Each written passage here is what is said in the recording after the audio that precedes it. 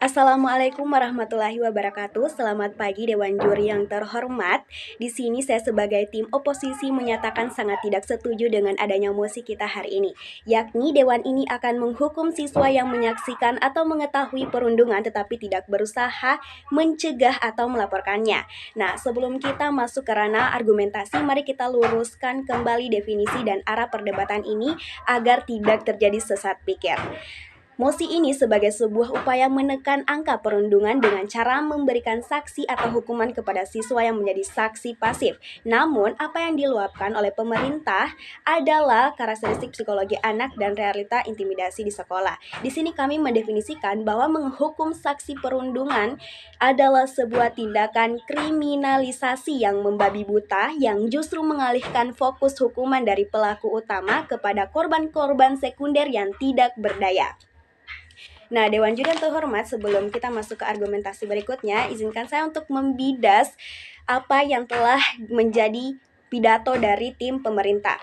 Bidasan pertama, bidasan mekanisme 1 dan 2, hukuman tertulis dan proporsional. Pemerintah menyatakan bahwa sanksi ini akan ditulis, ditata tertib dan dibuat lebih ringan daripada pelaku, seperti skorsing atau membersihkan sekolah. Ini adalah kenaifan berpikir. Menambahkan skorsing bagi sanksi yang diam adalah bentuk kriminalisasi berlapis. Skorsing akan merusak rekam jejak akademik siswa tersebut. Pemerintah menghukum masa depan seorang anak yang satu-satunya kesalahannya adalah merasa takut terhadap ancaman pelaku. Yang kedua, bidasan mekanisme 3, kategori saksi.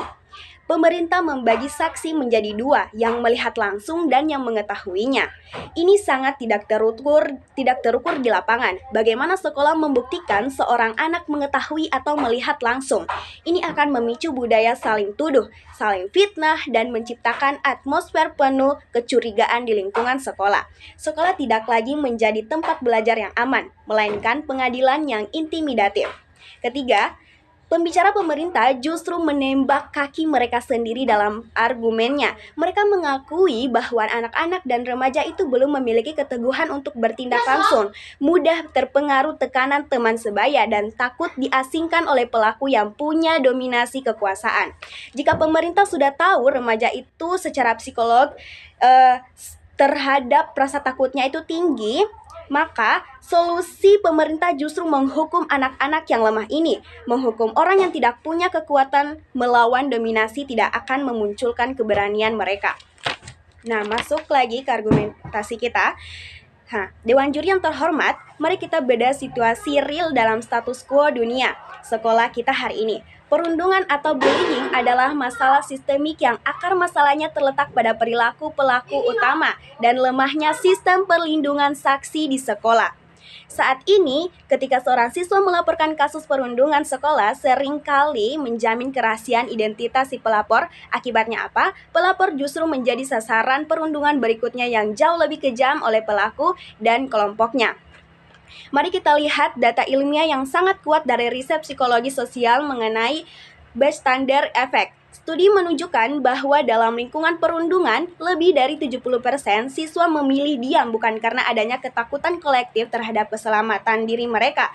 Berdasarkan data sosiologi pendidikan sekolah di Indonesia belum memiliki perlindungan saksi yang memadai untuk anak di bawah umur. Jika dalam kondisi tanpa perlindungan ini, pemerintah justru menjatuhkan hukuman bagi siswa yang diam, maka sekolah sedang melakukan double victimization, yaitu menghukum anak-anak yang sebenarnya merupakan korban psikologi sekunder dari teror yang diciptakan oleh pelaku utama.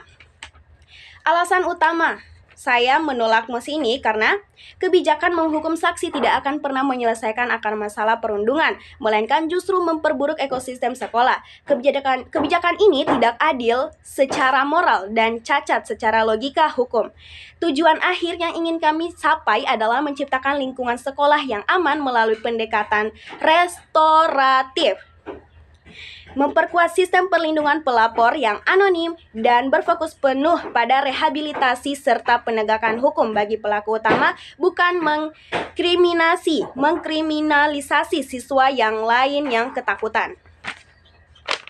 Saya membawa 3 Satu poin argumentasi kuat, yaitu mengapa mosi ini salah secara moral dan tidak dibenarkan. Secara moral, sebuah hukuman hanya boleh dijatuhkan kepada seorang yang memiliki niat jahat dan melakukan tindakan kejahatan. Siswa yang menyaksikan perundungan dan tidak berani bertindak tidak memiliki niat jahat untuk menyakiti korban, maka dilingkupi oleh rasa takut dan tidak berdaya. Menggelari anak-anak yang ketakutan ini sebagai kriminal yang layak dihukum adalah sebuah kegagalan institusi pendidikan dalam memahami kesehatan mental anak. Dewan Juri yang terhormat, di akhir pidato ini, saya menegaskan bahwa menghukum anak-anak yang diam karena ketakutan adalah bentuk kegagalan sekolah dalam menyediakan lingkungan yang aman. Jangan biarkan pelaku perundungan tertawa melihat sekolah justru sibuk menghukum siswa-siswa lain yang tidak berdaya. Pendidikan butuh solusi yang melindungi, bukan emosi yang menghukum serta membabi buta. Terima kasih.